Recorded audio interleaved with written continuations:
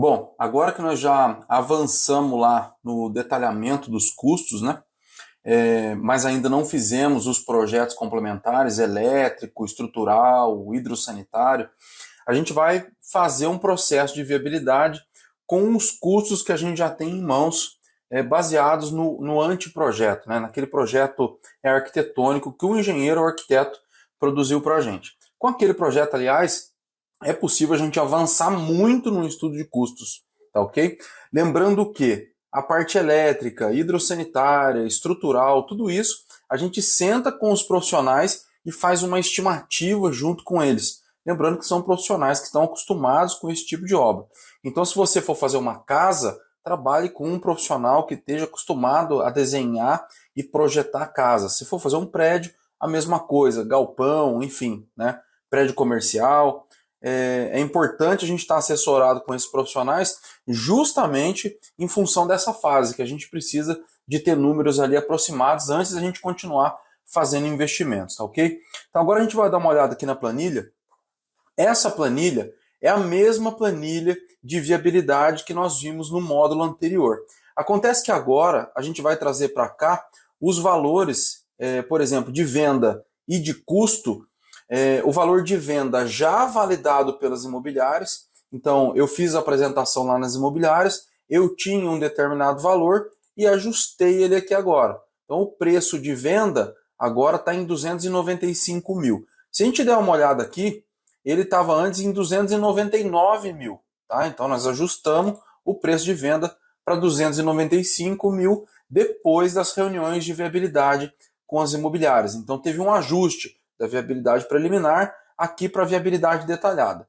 O custo, como que funciona? Né? A gente vai pegar o custo global, então se a gente der uma olhada na fórmula aqui, ó, ele está vindo da planilha estudo de custos, da célula D29. Então se a gente der uma olhada aqui no estudo de custos, a célula D29 é justamente a soma total dos custos aqui, menos os impostos. Se a gente der uma olhada aqui, ó, ele está somando todos os nossos custos, inclusive as despesas administrativas, né?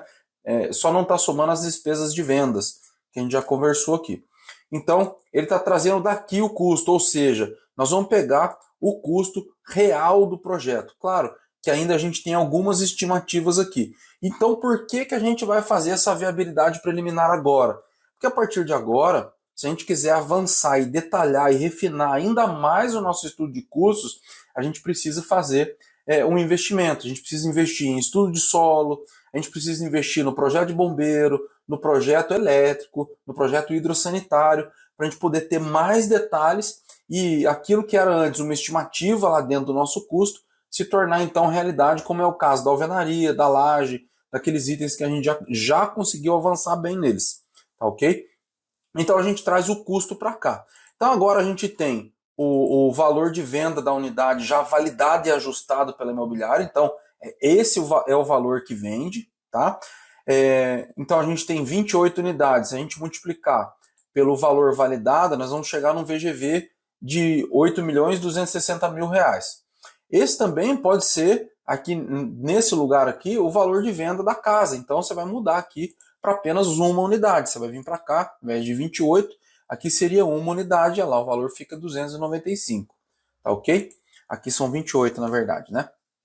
E aqui você vai colocar também a área total do prédio, já ajustado pelo projeto arquitetônico, que a gente desenvolveu mais agora. Então a gente tem 1.850 metros quadrados de obra. Mesma coisa, se for uma casa, se for um outro tipo de obra, você vai fazer esse ajuste aqui, tá ok? E a gente vai chegar aqui então no custo da obra. A gente tem um custo global que veio da outra planilha. Se a gente dividir por metro quadrado, a gente vai chegar em 1.703, em R$1.700 o custo por metro quadrado. Que antes, baseado no CUB, o custo com um ajuste, né? Lembra que a gente tinha um fator de ajuste, era de 2.184. E nós trouxemos ele para cá, já um valor mais ajustado para o nosso projeto de R$1.700. Pode ser que tenha variações para cima ou para baixo, a gente já vai dar uma olhada nisso, tá ok? E um custo por unidade de R$112 mil. Lembrando que as células que estão vazias aqui, que não estão coloridas, a gente pode mudar, e as células coloridas têm fórmulas, tá? Lembrando que as células amarelas são fórmulas e as azuis têm valores totais aqui.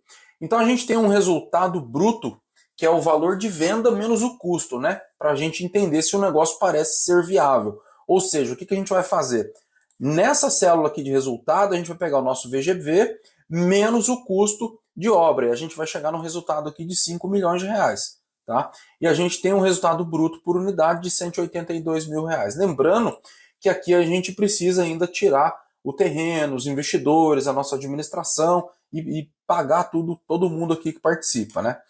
Se a gente avançar para para o valor do terreno, a gente vai pagar 4 unidades, ou seja, 14% de permuta, e vamos chegar num valor de permuta bruto, né? Se o dono do terreno for receber em unidades de 1.180.000, se for receber em dinheiro, que é o caso aqui, uma permuta financeira, 1.085.000 reais já descontando os impostos, tá? Então, o resultado bruto menos o terreno. Então, a gente sai de 5 milhões e 100 para 3 milhões e 900, descontando o valor do terreno daquele primeiro resultado que a gente tinha.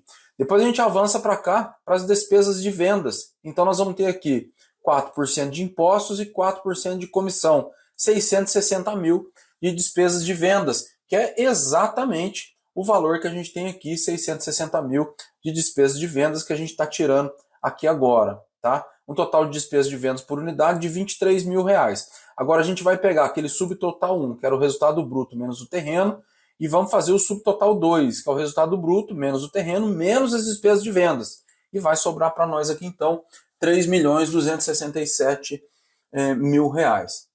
Então a gente avança para os custos da administração da obra, ou seja, o nosso pagamento aqui. Nós vamos receber durante a obra, nesse projeto aqui, 14% do custo da obra durante a obra, ou seja, 440 mil reais, e depois uma participação no resultado de 25%, né?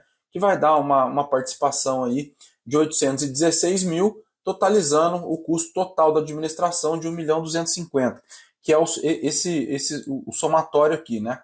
Do custo mais a participação no resultado. Ó, se a gente clicar aqui na forma, você vai ver que essa soma aqui. Ok? E aí, então, a gente tem o subtotal 3, que é o resultado bruto, menos o terreno, menos as despesas de vendas e menos a administração da obra. E vai sobrar aqui, então, 2 milhões de reais do total aí. Muito bem. Lembrando, pessoal, que a gente ainda tem os investidores, e a gente tem aqui do lado os parâmetros, tá? Nós sempre estamos usando os parâmetros aqui para a gente poder avaliar a nossa viabilidade. Nós vamos ter 28 investidores. Por que 28 investidores? Nós vamos disponibilizar todas as unidades para investimento. Não necessariamente 28 investidores, mas 28 cotas de investimento. Você pode ter um investidor que faça aquisição de mais de uma cota, tá ok? Aqui tem uma coisa nova, que é o nosso fator de ajuste da capitalização. Eu já vou explicar isso aqui para vocês. Eu vou colocar aqui 1, tá? Ó, estava em 1,37, lembra? Vamos lá. Então, a gente, colocando o número 1 aqui, o investidor ele vai pagar praticamente o custo, tá? Dividido pelo número de unidades aqui, em 36 capitalizações de 3.126, dando um fluxo de caixa mensal de 87 mil reais.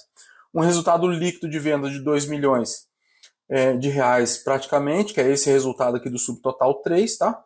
E um resultado líquido por unidade de 70 mil reais, 71 mil reais, dando um retorno do montante aí para o investidor de praticamente 185 mil reais aqui, tá? Então aqui a gente vem para os parâmetros, ó, um retorno líquido de 63%. O que é esse retorno líquido aqui? É o quanto ele investiu se comparado com o resultado líquido dele. Tá? Então deu 63%. 2,64% de rentabilidade mensal, estourou para cima em muito, a 1,5%. Uma rentabilidade líquida anual de 36% aqui estourou também. Tá? E se comparado com o valor de mercado, ele está tendo um desconto de 60% e não 30%. Por isso que nessa fase a gente traz um fator de ajuste da capitalização, que aqui no caso era 1,37, lembra? Olha lá, 1,37, ou seja, o investidor ele vai pagar por unidade 154 mil reais em 36 vezes, que vai dar um fluxo de caixa mensal de investimento de 120 mil reais. Tá? Tiago, por que a gente faz isso aqui? Para criar gordura, pessoal, e segurança para o projeto. Tá tá ok? Então eu sei que a gente tem uma gordura enorme nesse projeto aqui e ainda assim está dentro dos parâmetros. Dá uma olhada aqui, ó. Tá? Projeto bom. É assim, projeto bom traz gordura para a gente. Então a gente está dando aqui o que era 25 ainda está em 43, o que era 1,5 está em 2%, o que era 20 está em 27 e o que era 30 está em 47, que são esses parâmetros aqui. Ó. Olha aqui, compara aqui para vocês verem. Ó. 25% de retorno está dando 46. 1,5% ao mês está dando 2%. 20% ao ano está dando 27. E 30% de desconto está dando 47. Então nós ainda assim estamos atendendo todos os parâmetros, fazendo um ajuste aqui. Como que funciona esse ajuste? Ele multiplica esse valor aqui, tá? Que é o valor de capitalização mensal do investidor. Ou seja, se ele for 1, ele vai dar justamente o custo da obra total dividido pelo número de unidades. Isso é 1. Tá? Se a gente quiser criar uma gordura de 20%, a gente vai digitar 1,2. Olha lá, ele acabou de criar uma gordura de 20% para a gente. Ele diminui, né, os resultados do investidor. E aqui no caso era 37%, então 1,37. Tá aqui.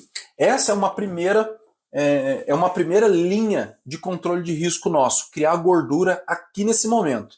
Qual que é a segunda linha de proteção nossa? O INCC vinculado na obra. Tá? Então a gente tem duas linhas de segurança aqui. Essa gordura que a gente cria aqui agora e o INCC no contrato. Ou seja, se a gente avançar sobre essa gordura aqui, que é enorme, e faltar dinheiro, nós ainda temos o INCC para poder fazer a correção lá na frente. Tá ok? O que isso quer dizer para a gente, pessoal? Olha só, que números que eu utilizei aqui? O valor de venda, nós diminuímos um pouco aqui, cerca de R$4.000, dá uns 2% de correção para baixo, se não me engano. E depois, o custo da obra, R$3.151.000. Esse custo está vindo aqui dessa planilha, lembra? E aqui a gente não tem todos os custos detalhados. Eu tenho aqui as despesas de venda, está bem certinho, as despesas administrativas está certinho, o custo de projeto, podemos considerar que está certinho, ele está um pouco para cima. Eu sei que eu tenho margem aqui ainda, porque na verdade eu pago R$25 no metro do projeto arquitetônico, e aqui ó, a gente tem 1.850 metros, e aqui eu tenho R$60.000. Se eu pegar 1.850 metros e multiplicar por 25 num projeto desse tamanho, eu vou ter 46.000. Eu coloquei uma gordurona aqui já, tá? Porque pode ser que tenha uma coisa ou outra aqui que a gente precisa investir. Mas a fundação está estimado, o custo, o pilotista está estimado, a alvenaria não, a alvenaria já está com custo real, tá? O que mais aqui? A laje já está com custo real. Então tem muita coisa que está com custo real, mas tem coisa que precisa de mais detalhamento. E aí, olhando aqui para a nossa viabilidade detalhada, que conclusão que eu chego? Olha, vale a pena investir, continuar investindo nesses projetos dentro da viabilidade detalhada para eu ter ainda números mais precisos que eu vou conseguir ajustar aqui. Nesse momento, eu já sei que esse aqui é um projeto campeão, tá? Que eu posso investir lá em mais projetos, estudo de solo, projeto elétrico, projeto hidrossanitário, que esse projeto vai me trazer resultado. E ele também está de acordo com a proposta que eu fiz na opção de compra lá para o proprietário. Então eu estou bem tranquilo que eu vou conseguir desenvolver um bom projeto que seja rentável e que passe pela viabilidade detalhada. Tá ok? Então agora a gente vai avançar nessa outra etapa aí, tá bom? Então deixa para mim aqui embaixo as suas dúvidas, se você teve dúvida, ou seus comentários sobre o que você achou dessa etapa aqui, tá bom? Valeu, obrigado e até a próxima aula.